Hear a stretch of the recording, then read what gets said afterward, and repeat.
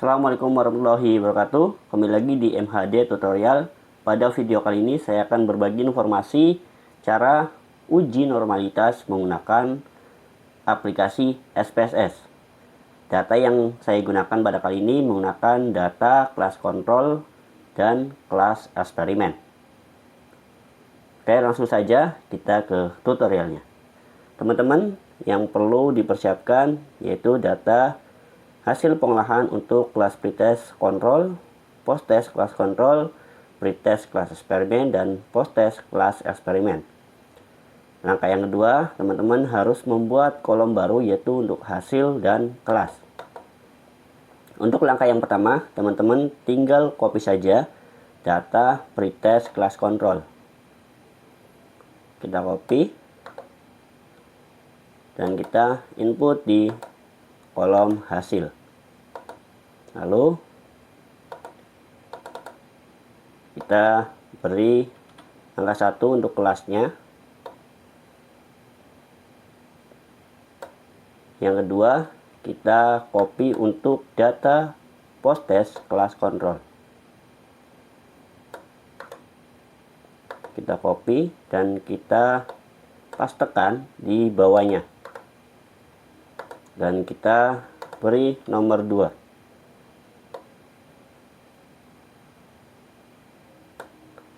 Selanjutnya kita copy lagi untuk data pretest kelas eksperimen. Dan kita pastekan lagi di bawahnya.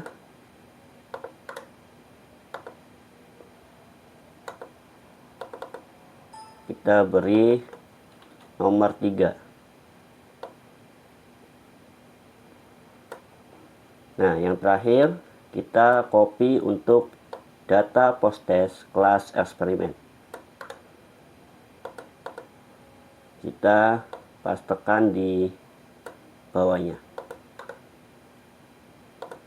Dan kita beri nomor 4.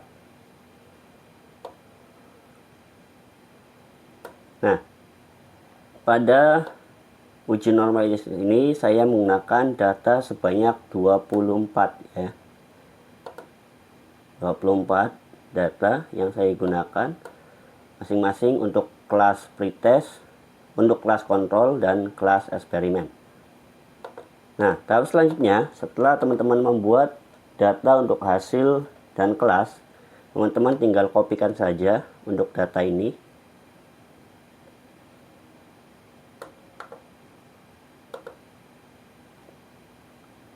Dan pastekan di aplikasi SPSS.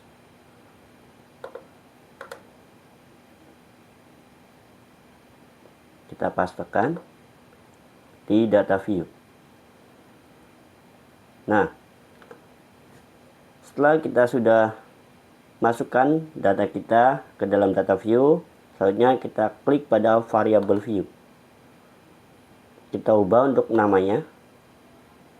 Kita ubah untuk kolom pertama, kita masukkan hasil, dan kolom yang kedua kita masukkan kelas. Untuk desimal kita nolkan. Untuk label kita tulis sama, hasil untuk yang di atas, yang di bawah kelas.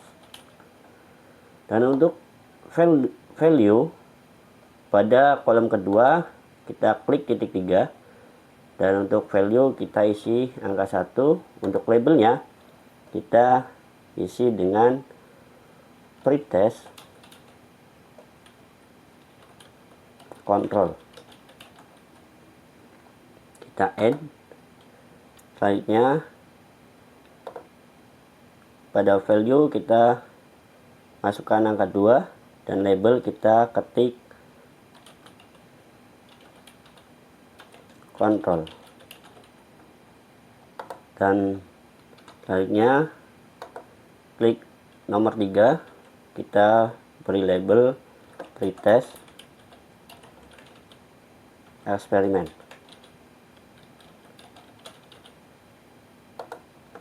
Dan yang terakhir kita beri label post-test eksperimen. kita add dan lalu kita klik OK. Kita masuk ke data view lagi. Nah, tahap selanjutnya kita melakukan analisis uji normalitas. Kita klik pada bagian analis. Kita klik pada bagian deskriptif statistik dan klik pada bagian explore. Selanjutnya, untuk hasil kita masukkan ke dependent list dan untuk kelas kita masukkan ke factor list. Selanjutnya kita klik pada bagian plots. Kita centang pada bagian normality plots with test dan kita klik continue. Selanjutnya kita klik OK dan kita tunggu hasilnya. Kita scroll ke atas. Nah, pada uji normalitas teman-teman hanya fokus di bagian test of normality. Nah, ini ada dua pengujian ya pada uji normalitas sebagai acuan kita. Yang pertama, uji normalitas dengan Kolmogorov-Smirnov dan yang kedua, pengujian dengan Shapiro-Wilk. Nah, pada pengujian Kolmogorov-Smirnov ini digunakan ketika kita mempunyai data atau sampel lebih dari 100. Nah, sedangkan untuk pengujian pada Shapiro-Wilk ini digunakan ketika data yang kita punya atau sampel yang kita punya itu di bawah 100. Nah, teman-teman, karena data yang saya punya pada uji normalitas ini hanya berjumlah 24. Jadi saya akan menggunakan dasar keputusan pada pengujian Shapiro-Wilk, di mana pada nilai signifikan ini sebagai acuan kita apakah data kita normal atau tidak. Nah, sebelum kita mengambil kesimpulan pada uji normalitas ini, kita lihat dulu untuk dasar pengambilan keputusan. Dasar pengambilan keputusan pada uji normalitas menggunakan uji Shapiro-Wilk. Untuk yang pertama, jika nilai signifikan lebih besar dari 0,05, maka data dianggap berdistribusi normal. Sebaliknya, jika nilai signifikan lebih kecil dari 0,05, maka data tidak berdistribusi normal. Nah, kita lihat pada hasil uji normalitas menggunakan acuan dasar pengambilan keputusan Shapiro-Wilk, di mana pada pretest control didapat nilai signifikan 0,52, yang artinya nilai ini lebih besar daripada 0,05.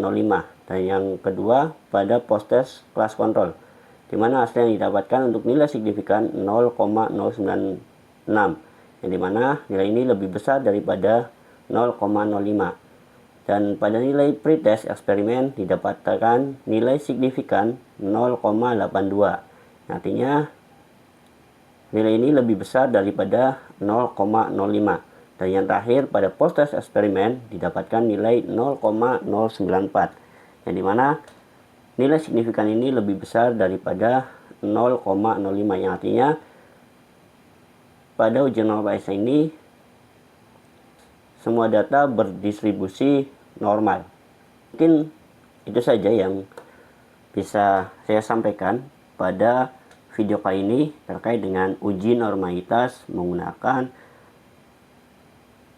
Shapiro-Wilk. Kurang lebihnya mohon maaf. Assalamualaikum warahmatullahi wabarakatuh.